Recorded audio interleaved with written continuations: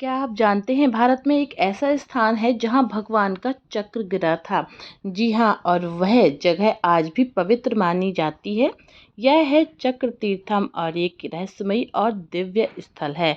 आज हम आपको इसी के बारे में बताएंगे, तो इसलिए वीडियो को स्किप ना करें। ये बहुत ही अच्छी जानकारी होने वाली है। यह तीर्थ एक गोलाकार कुंड के रूप में है जिसका जल कभी सूखता नहीं है। मान्यता है कि यहाँ स्नान करने से पाप नष्ट हो जाते हैं और व्यक्ति को मोक्ष की प्राप्ति होती है। कई लोग कहते हैं कि इस जल में एक अद्भुत ऊर्जा है जो मन और आत्मा को शांत कर देती है। तो हम लोगों ने सोचा कि हम लोग भी यहाँ पर स्नान करके आएंगे, और ये देखने में भी बिल्कुल चक्र की तरह लगता है जो हमने अनुभव किया। और नहा करके एक अजीब सी जो भी बेचैनी थी वो सारी समाप्त हो गई और एक शांति वास्तव में मिली। तो अगर जब भी आप लखनऊ आए तो आप इस जगह को मिस मत करें, क्योंकि ये लखनऊ से बहुत पास है। और कैसे जाना है ये भी मैं बताऊंगी, तो बने रहें। चक्र तीर्थम को हिंदू धर्म में अत्यंत पवित्र माना जाता है। हर साल हजारों श्रद्धालु यहाँ दर्शन और स्नान के लिए आते हैं। यहाँ अनेक यज्ञ और पूजा भी आयोजित होती हैं। अब बात आती है कि आप यहाँ कैसे जाएंगे। तो यहाँ का जो नियरेस्ट एयरपोर्ट है वो लखनऊ है, और ये नैमिसारण है। लखनऊ से लगभग 90 किलोमीटर की दूरी पर स्थित है, और इसके पास का जो शहर है वो है सीतापुर। तो सीतापुर तक ट्रेन भी आती है। आप अपने स्टेशन से सीतापुर के लिए ट्रेन भी ले सकते हैं, और सड़क मार्ग से यहाँ पर आसानी से पहुँचा जा सकता है। सीतापुर से कई टैक्सीज चलती हैं, बसेस चलती हैं, तो आप अपनी कन्वीनियंस के हिसाब से यहाँ पर आ सकते हैं। और अगर आप यहाँ पर आ रहे हैं तो ये 3 जगह जाना बिल्कुल भी ना भूलें। एक तो है ललिता देवी टेम्पल, और दूसरा है हनुमानगढ़ी, और तीसरा है ब्यास गद्दी। ये तीनों जगह ही बहुत ही अच्छी हैं, और इन तीनों के बारे में मैं आपको बताती हूँ। जो ललिता देवी टेम्पल है, इसको शक्तिपीठों में से एक माना गया है। कहा जाता है कि यहाँ माता का हृदय गिरा था, तो इसीलिए ये शक्तिपीठ है और बहुत ही अच्छा मंदिर है। बहुत पूजा पाठ होती है। तो अगर आप यहाँ पर आएँ तो ये मिस ना करें।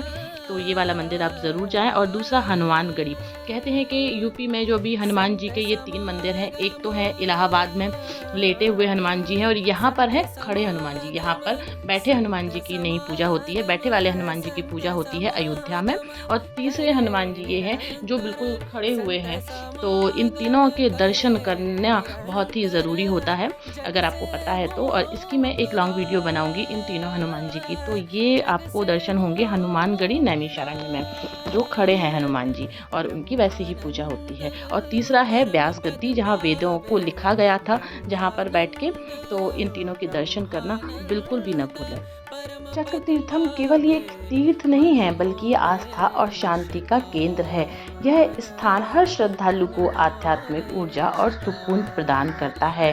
तो अगर आपको ये वीडियो अच्छी लगी है तो please like, subscribe and comment, और वीडियो को पूरा देखें। Thank you. नैमिसारण्य से कुछ दूरी पर, थोड़ा सा ही मतलब पास में ही आपको मिलेगा, यहाँ पर एक दधीच कुंड भी है। वृत्तासुर राक्षस के वध के लिए वज्रायुध के निर्माण हेतु फाल्गुनी पूर्णिमा को जब इंद्रादि देवताओं ने महर्षि दधीच से उनके अस्थियों का लेने का निवेदन किया, तो महर्षि दधीच ने कहा कि मैं समस्त तीर्थों में स्नान कर देवताओं के दर्शन करना चाहता हूँ। तो इंद्र ने विश्व के समस्त तीर्थों और समस्त देवताओं का आवाहन किया। तो समस्त तीर्थों और पवित्र नदियों ने एक सरोवर में मिश्रित होते हुए महर्षि दधीच ने स्नान किया। मिश्रित कुंड में जो स्नान किया, तब से इस कुंड का नाम दधीच कुंड पड़ गया। मिश्रित तीर्थ के नाम से जाना जाता है यह कुंड। और समस्त देवताओं ने 84 कोस के नैमिसारण्य में अपना स्थान ग्रहण किया। दधीच जी ने भी सभी देवताओं का दर्शन किया, परिक्रमा की, और उसके बाद में उन्होंने अपनी अस्थियों को दान में दे दिया था। तब से समस्त तीर्थों, 3.5 करोड़ तीर्थ एवं समस्त देवता, 33 कोटि देवता नैमिषारण्य में निवास करते हैं। और आज भी भक्त समस्त तीर्थों और देवताओं का दर्शन 84 कोस परिक्रमा के लिए देश विदेश से यहाँ आते हैं। हम लोगों ने भी इस सरोवर में स्नान किया, और स्नान करके पवित्र होकर हम लोग चले गए थे ललिता देवी टेम्पल। जी हाँ, जैसा कि मैंने बताया कि ललिता देवी टेम्पल 51 शक्तिपीठों में से एक है, क्योंकि जब जब देवी दक्ष प्रजापति द्वारा अपने पति के अपमान को ना सह सकी और आहत होकर उन्होंने अपने प्राणों की आहुति दे दी थी, तब शंकर जी ने अपने गणों के साथ यज्ञ को नष्ट कर डाला था और सती के शव को लेकर इधर-उधर विचरण करने लगे थे। उनके नरसंहार से विरत ना होते हुए देखकर भगवान विष्णु ने अपने सुदर्शन चक्र से सती के शव के 108 टुकड़े कर डाले थे। शव के अंश जिन जिन स्थानों पर गिरे थे वहां पर देवी पीठ बन गए। नैमिषारण्य में सती जी का, जैसा कि मैंने बताया, कि हृदय गिरा था, जिससे यह स्थान भी सिद्धपीठ के नाम से विख्यात है। तो हम लोगों ने भी ललिता देवी के दर्शन किए। उसके बाद हम लोग हनुमानगढ़ी गए और दशमेघ टीला गए। एक टीले पे एक मंदिर में श्री कृष्ण और पांडवों की मूर्तियां हैं। पांडव किला भी है। एक टीले पर मंदिर में श्री कृष्ण तथा पांडवों की मूर्तियों को बड़े अच्छे से संजो कर रखा हुआ है। तो वहाँ के हम लोगों ने दर्शन करे। फिर हम लोग गए सूत गद्दी।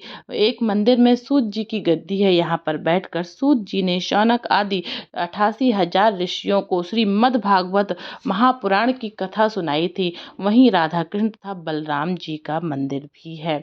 इसके बाद मंदिर आता है काशी विश्वनाथ मंदिर, तो यहाँ के भी दर्शन करें। तो इस तरीके से हमारा नैमिषारण्य का ट्रिप बहुत ही अच्छा रहा। दिन भर में हम लोगों ने दर्शन किए। फिर हम लोग निकल गए थे अयोध्या के लिए। अब हम अयोध्या कैसे पहुँचे और बीच में कहाँ रुके, वो आप अगले ब्लॉग में देखिएगा। अगली वीडियो जल्द ही अपलोड होगी और उसको भी अपना प्यार देते रहें। Thank you so much. Thank you. Subscribe कर दें जिसने सब्सक्राइब नहीं किया हो, और इसी तरीके की अच्छी अच्छी वीडियो के लिए चैनल को लाइक सब्सक्राइब करें। राम नाम भजले,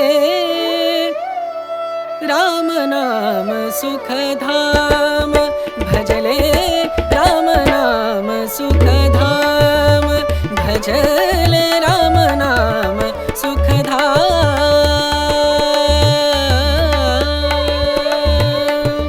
तेरा पूरन हो सब काम, तेरा पूरन हो सब काम भजले, राम नाम सुखधाम भजले, राम नाम सुखधाम।